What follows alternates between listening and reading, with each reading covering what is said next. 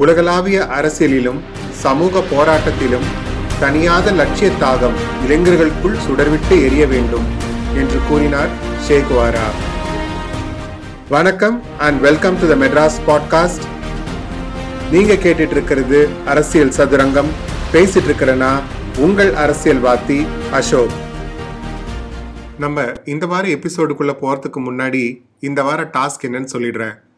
ஆனா அதோட விட அடுத்த வார எபிசோட்ல தான் வரும். சென்னையில் நடராஜன் தாளமுத்து பில்டிங் அப்படின்னு ஒன்று இருக்கு.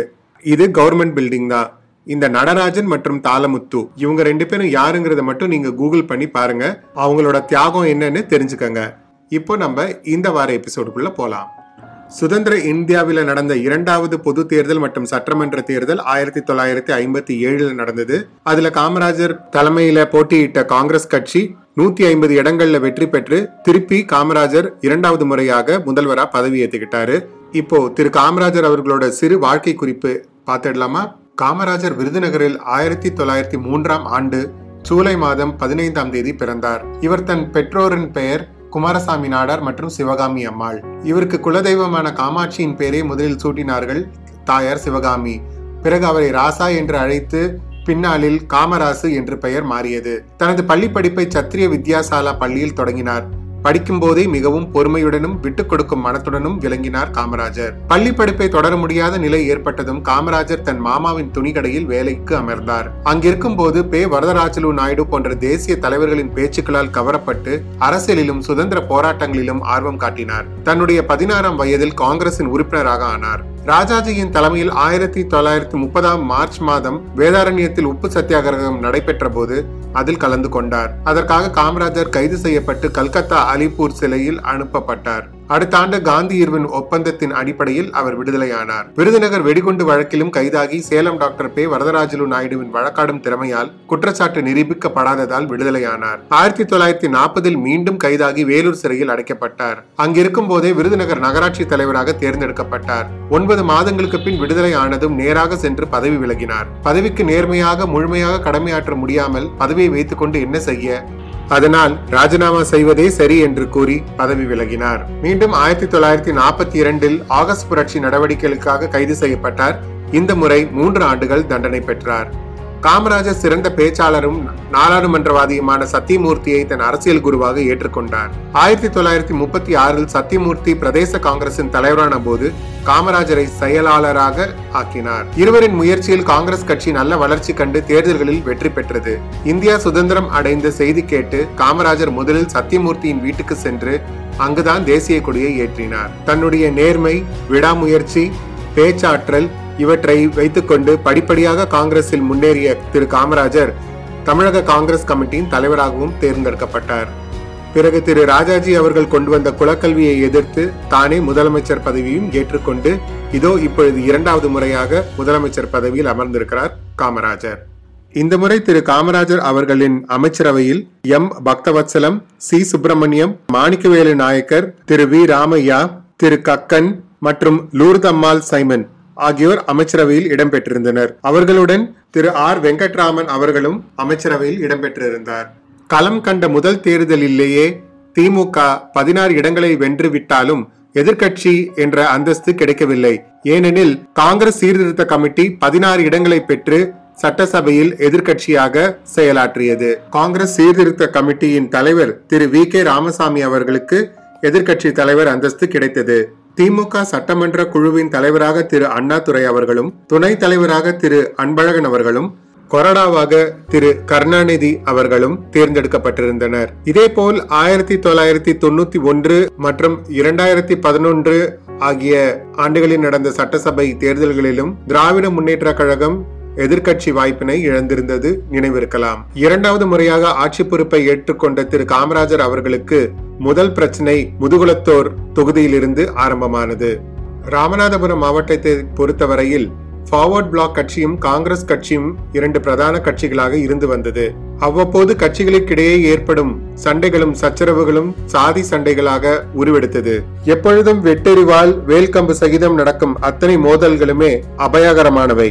ஸ்ரீவெல்லிபுத்தூர் நாடாளுமன்ற தொகுதியிலிருந்து தேர்ந்தெடுக்கப்பட்ட திரு பசும்பொன் முத்துராமலிங்கனார் முதுகுளத்தூர் சட்டமன்ற தொகுதியை ராஜினாமா செய்திருந்தார். அப்பொழுது ஃபார்வர்ட் பிளாக் கட்சியினருக்கும் காங்கிரஸ் கட்சியினருக்கும் இடையே சண்டைகள் இருந்த வண்ணம் இருந்தன.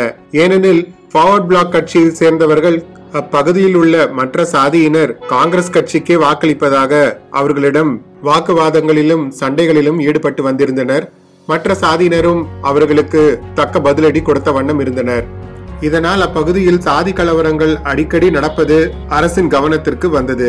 அப்போது 1957 ஜூலை 1 இடைத்தேர்தல் நடக்கும் என்று தேர்தல் ஆணையம் அறிவித்துவிட்டது. பிரச்சாரத்தின் போதே காங்கிரஸ் கட்சிக்கு வாக்களிக்க கூடாது, காங்கிரஸ் கட்சிக்கு ஆதரவான கூட்டங்கள் எதுவும் நடக்கக்கூடாது என்று மிரட்டல் விடுப்பதாக செய்திகளும் வர தொடங்கின. இது முதுகுளத்தூர் பகுதியில் பதற்றத்தை ஏற்படுத்தியது. தேர்தல் முறையாக நடக்க வேண்டும், மற்ற சமூகத்தினருக்கும் எந்த இடையூறும் வரக்கூடாது, சுதந்திரமாக அவர்களும் வாக்களிக்க வேண்டும், அதற்கு அரசு ஆவண செய்ய வேண்டும் என்பது வாக்காளர்களின் முன்வைத்த கோரிக்கை. ஆயுதம் தாங்கிய ரிசர்வ் போலீஸ் படைகள் முதுகுளத்தூருக்கு அனுப்பி வைத்தது அரசு. பதற்றத்துக்கு மத்தியில் இடைத்தேர்தல் நடந்து முடிந்து 4 ஜூலை 1957 அன்று முடிவு அறிவிக்கப்பட்டது. ஃபார்வர்ட் பிளாக் கட்சியின் சசிவர்ணர் வெற்றி பெற்றிருந்தார். கட்சிகளுக்கிடையே நடந்த போட்டி ஜாதிகளுக்கிடையே நடந்த போட்டியாக சித்தரிக்கப்பட்டு மீண்டும் அங்கு ஜாதி கலவரம் வெடிக்க தொடங்கியது. கலவரத்தில் இருதரப்பு சாதியினரும் மோதிக்கொண்டனர். ஒருவரை ஒருவர் மாறி மாறி குற்றம் சாட்டிக் கொண்டனர். கலவரம் பற்றிய செய்திகள் அரசின் கவனத்துக்கு வந்தபோது அமைதி ஏற்படுத்தும் காரியத்தில் இறங்கினார் மாவட்ட ஆட்சித்தலைவர் EVR பணிக்கர். கலவரத்தில் ஈடுபட்ட சாதியினர்களுக்கிடையே தனித்தனியாக முதலில் பேச்சுவார்த்தை நடந்தது. அவர்களின் கருத்துக்களை தெரிந்து கொண்ட மாவட்ட ஆட்சியர் பிறகு ஒவ்வொரு தரப்பாக பேச அழைத்தார். ஒருவர் சொல்லுவதை இன்னொருவர் மறுத்தார். அதற்கு இன்னொருவர் எதிர்ப்பு கூறினார். இடையிடையே ஆட்சித்தலைவர் குறுக்கிட வேண்டியிருந்தது. ஒரு வழியாக வாத பிரதிவாதங்கள் முடிந்த பிறகு புதிய யோசனை ஒன்று முன்வைக்கப்பட்டது. கலவர பகுதிகளில் அமைதியை திரும்ப கொண்டு வர துண்டு பிரசுரங்களை அச்சிட்டு அந்த பகுதிகளில் விநியோகம் செய்தால் அமைதி திரும்பும் என்று யோசனை முன்வைக்கப்பட்டது. அதை எடுத்த எடுப்பிலேயே ஃபார்வர்ட் பிளாக் கட்சியினர் நிராகரித்தனர்.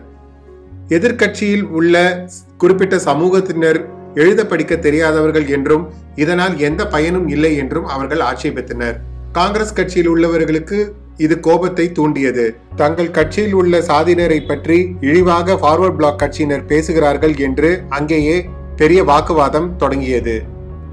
குறிப்பாக காங்கிரசின் சார்பாக அந்த சமரச குழுவில் ஈடுபட்ட இமானுவேல் சேகரன் புள்ளி விவரங்களை எடுத்து பார்த்தால் எந்த பக்கத்தில் கல்வியறிவு பெற்றவர்கள் அதிகம் இருக்கிறார்கள் என்பது தெரிந்துவிடும் என்று கூறிய தருணத்தில் இருந்து திரு பசும்பொன் முத்துராமலிங்கனாருக்கும் திரு இமானுவேல் சேகரன் அவர்களுக்கும் வாக்குவாதம் முற்ற தொடங்கியது. பிறகு மாவட்ட ஆட்சியர் தலையிட்டு இருவருக்கிடையே சமாதானம் செய்து வைத்தார்.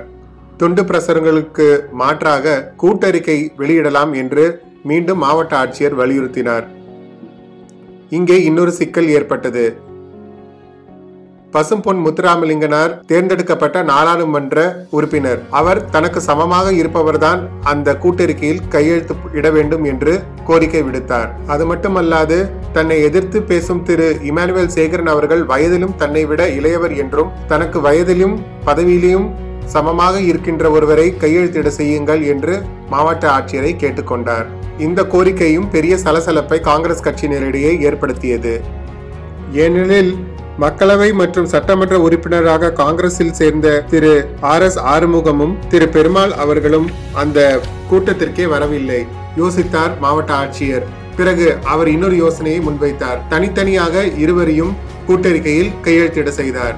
பிரச்சனைகள் எல்லாம் முடிந்து சுமூகமான சூழல் ஏற்படும் என்று எண்ணிக்கொண்டிருந்த அந்த தருணத்தில் தான், அதாவது 11 செப்டம்பர் 1957 அன்று ஆயுதம் தாங்கிய கும்பலால் திரு இமானுவேல் சேகரன் பரமக்குடியில் வைத்து படுகொலை செய்யப்பட்டார். ராமநாதபுரம் மாவட்டத்தின் ஒவ்வொரு அங்குலத்தையும் பதற்றம் ஆக்கிரமித்துக் கொண்டது. இமானுவேல் சேகரன் கொல்லப்பட்ட செய்தி அவர் சாதியை சேர்ந்த மக்களிடையே பலத்த அதிர்வுகளை ஏற்படுத்தியது. இது ஃபார்வர்ட் பிளாக் கட்சியில் சேர்ந்த சாதியினரிடையே கலவரங்கள் மூல தொடங்கின. அருங்குளம் என்ற ஊரில் தொடங்கிய கலவரம் அடுத்தடுத்த பகுதிகளுக்கும் பரவியது. வெங்கடங்குறிச்சி, கட்டனூர், காரந்தை, வெங்காலூர், லட்சுமிபுரம் என்ற பல இடங்களில் பதற்றம், பல இடங்களில் படுகொலைகள், இரு தரப்பிலும் உயிர் பலிகள். இவர்கள் வீடுகளை அவர்கள் கொளுத்தினார்கள், பதிலுக்கு அவர்கள் வீடுகளை இவர்கள் கொளுத்தினர். எங்கு பார்த்தாலும் வன்முறை, ரத்தம், மரண ஓலம். திரு இமானுவேல் சேகரனை கொலை செய்தவர்கள் கீழத்தூவல் என்ற கிராமத்தில் பதுங்கி இருக்கிறார்கள் என்று போலீசாருக்கு தகவல் வந்தது. உடனே அங்கே விரைந்தது போலீஸ். ஆனால் அவர்களை கிராமத்துக்குள் நுழைய விடாமல் மக்கள் ஆயுதங்கள் கொண்டு தாக்குதல் நடத்த முற்பட்டனர். தங்களை தற்காத்துக் கொள்ள போலீசாரும் துப்பாக்கி சூடு நடத்த வேண்டிய கட்டாயத்துக்குள்ளானார்கள். அப்போது ஃபார்வர்ட் பிளாக் கட்சியை சேர்ந்த 5 பேர் கொல்லப்பட்டனர். இது விஷயமாக வெங்கடேஸ்வரன் ICS தலைமையில் அமைக்கப்பட்ட விசாரணை ஆணையம் காவல்துறையினரின் கருத்தை உறுதி செய்தது. ஆனால் ஃபார்வர்ட் பிளாக் கட்சியை சேர்ந்தவர்கள் திரு இமானுவேல் சேகரின் நண்பரான சப் இன்ஸ்பெக்டர் நடராஜன் தங்கள் கட்சியை சேர்ந்த 5 கட்டி கண்மாய்க்கரைக்கு அழைத்து சென்று காவல்துறையினர் சுட்டுக் கொன்றனர் என்று குற்றம் சாட்டினர். இதைத் தொடர்ந்து ராமநாதபுரம் மாவட்டம் மற்றும் அதனை ஒட்டி இருந்த பெரும்பாலான பகுதிகளில் கலவரத்தை கொழுந்துவிட்டு எரிய தொடங்கியது. இதனிடையே காங்கிரஸ் சீர்திருத்த கட்சி ஏற்பாடு செய்திருந்த ஒரு மாநாட்டில் திரு பசும்பொன் முத்துராமலிங்கனார் கலந்து கொண்டு உரையாற்றினார். அவர் தம் உரையில் முதுகுலத்தோர் உள்ளிட்ட பல்வேறு விஷயங்கள் குறித்தும் பேசினார். மாநாடு நடந்த தேதி 26 செப்டம்பர் 1957. 3 நாட்கள் நடந்த நிகழ்ச்சிகளை முடித்துக் கொண்டு அக்கட்சியின் தலைவர் திரு TG கிருஷ்ணமூர்த்தி அவர்களுடன் ஊர் திரும்பிக் கொண்டிருந்த திரு பசும்பொன் முத்துராமலிங்கனாரை காவல்துறை அதிகாரிகள் வைகை ஆற்று பாலத்துக்கு அருகில் கைது செய்தனர். அவரது கைதுக்கு அரசு கொடுத்த விளக்கம், கலவரங்கள் நடந்து கொண்டிருக்கும் பொழுது இப்படி ஒரு மாநாட்டில் அவரே நேரடியாக பேசி தன்னுடைய சகாக்களுக்கு சமிங்கைகள் கொடுக்கிறார் என்பதால் சமூக சீர்குலைவையும் வன்முறையையும் அவரே தூண்டுகிறார் என்று உறுதி செய்து கொண்ட பிறகுதான் மாவட்ட ஆட்சியர் இந்த கைது நடவடிக்கையில் ஈடுபட்டார் என்று அரசு விளக்கமளித்தது. திரு இமானுவேல் சேகரன் படுகொலை, முதுகுலத்தூர் கலவரம், திரு பசும்பொன் முத்துராமலிங்கனார் கைது என்ற 3 விஷயங்களும் சட்டமன்றத்தில் புயலை கிளப்பின. 26 அக்டோபர் 1957 அன்று சட்டமன்ற ஆணை 18 கீழ் மாநில உள்துறை அமைச்சர் M. பக்தவச்சலம் அறிக்கை ஒன்றை வாசித்தார். கலவரத்துக்கான பின்னணி, கலவரம் நடந்த விதம், அரசு எடுத்த நடவடிக்கைகள், சேத விவரம் என்று பல்வேறு செய்திகள் அந்த அறிக்கையில் இடம்பெற்றிருந்தன. எனினும் அரசு தரப்பிலிருந்து கொடுக்கப்பட்ட விளக்கங்களுக்கு எதிர்க்கட்சியினர் கடும் ஆட்சேபம் தெரிவித்தனர். கம்யூனிஸ்ட் கட்சி அரசின் மீது நம்பிக்கையில்லா தீர்மானத்தை கொண்டு வந்தது. அறிக்கையில் கூறப்பட்டிருப்பவை அரசாங்கம் சார்புடையதாக இல்லை, கட்சியின் சார்புடைய பார்வையிலேயே இருக்கின்றது என்பது அவர்கள் வைத்த வாதம். எனினும் கம்யூனிஸ்டுகளால் கொண்டு வந்த அந்த தீர்மானம் தோல்வியிலேயே முடிந்தது. திரு பசும்பொன் முத்துராமலிங்கனாரை விடுதலை செய்ய கோரி மதுரை மற்றும் அதை சுற்றி இருக்கும் பகுதிகளில் கலவரங்களும் போராட்டங்களும் நடந்த வண்ணம் இருந்தது. இதற்கிடையே 5 நவம்பர் 1957 அன்று இமானுவேல் சேகரனின் கொலை வழக்கு நீதிமன்றத்தில் விசாரணைக்கு வந்தது. இதில் முதல் குற்றவாளியாக திரு முத்துராமலிங்கனாரை சேர்த்துக் கொண்டார்கள். அப்போது அரசு தரப்பில் தன் மீது சுமத்தப்பட்ட குற்றச்சாட்டுகளை மறுத்து நீண்ட விளக்கங்களை கொடுத்தார் பசும்பொன் முத்துராமலிங்கனார். பல கட்ட விசாரணைகளுக்கு பிறகு 7 ஜனவரி 1959 ஆண்டு தீர்ப்பு வெளியானது. திரு பசும்பொன் முத்துராமலிங்கனார் மீது குற்றச்சாட்டு நிரூபிக்கப்படவில்லை. யூகிப்பதற்கு கூட அவரை எதிர்த்து எந்த சாட்சியமும் இல்லை. எனவே அவரை விடுதலை செய்து தீர்ப்பு அளிக்கிறேன் என்று நீதிபதி கூறியிருந்தார். திரு முத்துராமலிங்கனார் விடுதலை செய்யப்பட்டாலும் அங்குசாமி, வேயன் முனியாண்டி, தவசி ஆகிய 3 பேருக்கு தூக்கு தண்டனை உறுதி செய்யப்பட்டது. மற்ற குற்றவாளிகள் சந்தேகத்தின் பேரில் விடுதலை செய்யப்பட்டனர். திரு முத்துராமலிங்கனாரின் விடுதலைக்கு பிறகே ராமநாதபுரம் மாவட்டத்தில் அமைதி திரும்ப தொடங்கியது. சட்டமன்ற தேர்தலில் 15 இடங்களை தக்க வைத்துக் கொண்ட திமுக முழு வேட்கையுடன் வேலை செய்து கொண்டிருந்த தருணத்தில் தான் பிரதமர் நேரு அவர்கள் சென்னை மாகாணத்துக்கு வருவதாக அறிவிப்பு வெளியானது. ஏற்கனவே தந்தை பெரியார் மீதும் அண்ணா மீதும் மாப்போ சிவஞானம் அவர்கள் மீதும் அவர்கள் செய்து கொண்டிருந்த போராட்டங்கள் மீதும் எரிச்சலடைந்த பிரதமர் பல விமர்சனங்களை எடுத்து வைத்துள்ளார். ஆகவே அவர் சென்னைக்கு வரும்போது அவருக்கு எதிராக கருப்பு கொடி காட்ட திமுகவினர் முடிவு செய்திருந்தனர். விஷயம் முதலமைச்சர் காமராஜரின் காதுகளுக்கு எட்டியது. உடனடியாக திரு அண்ணா அவர்களையும் திரு கருணாநிதி அவர்களையும் திரு EVK சம்பத் அவர்களையும் கைது செய்ய உத்தரவிட்டார். அவர்கள் கைது ஆன போதும் திமுகவினரின் தொண்டர்கள் ஆர்ப்பாட்டத்தில் குதித்தனர். திரு நேரு அவர்களை கருப்பு கொடிகளே சென்னையில் வரவேற்றன. போலீசார் நடவடிக்கைகளில் இறங்கினர். திமுக தொண்டர்கள் கொத்து கொத்தாக கைது செய்யப்பட்டதுடன் கைதில் தப்பியவர்கள் கண்மூடித்தனமாக தாக்கவும் பட்டார்கள். 2 உயிர்கள் இதில் பலியாயின. அடி தாங்க முடியாத தொண்டர்கள் ஆத்திரப்பட்டார்கள். பேருந்துகளும் கொளுத்தப்பட்டன. கருப்பு கொடி போராட்டத்திற்கு பிறகு திமுக மேலும் வலுப்பெற்றது. நாடகம், மாநாடு, பொதுக்கூட்டம் என்று மக்களை நோக்கி நெருங்க தொடங்கியது. காங்கிரஸ் கட்சியின் எதிர்ப்பாளராக மட்டுமில்லாமல் காங்கிரஸ் கட்சிக்கு மாற்றாக திமுகவையே மக்கள் நாட வேண்டும் என்று அவர்களின் வேட்கை நாளுக்கு நாள் அதிகமாகிக் கொண்டே போனது. அந்த சமயத்தில்தான் திருத்தப்பட்ட முனிசிபல் சட்டத்தின்படி உள்ளாட்சி தேர்தல்கள் அறிவிக்கப்பட்டன. இந்த உள்ளாட்சி தேர்தலின் முடிவில் 2 சுவாரஸ்யமான விஷயங்கள் தமிழகத்தில் நடந்தேறின. அவை என்ன? காங்கிரஸ் கட்சியின் வெற்றி வாய்ப்பு எப்படி இருந்தது? திமுக எத்தனை இடங்களை கைப்பற்றியது? கைப்பற்றியவுடன் திமுகவில் நடந்த நிகழ்ச்சி என்ன? இத்தனை சுவாரஸ்யங்களிலும் அடுத்த எபிசோடில். அதுவரை உங்களிடமிருந்து விடைபெறுவது உங்கள் அரசியல்வாதி அசோக்.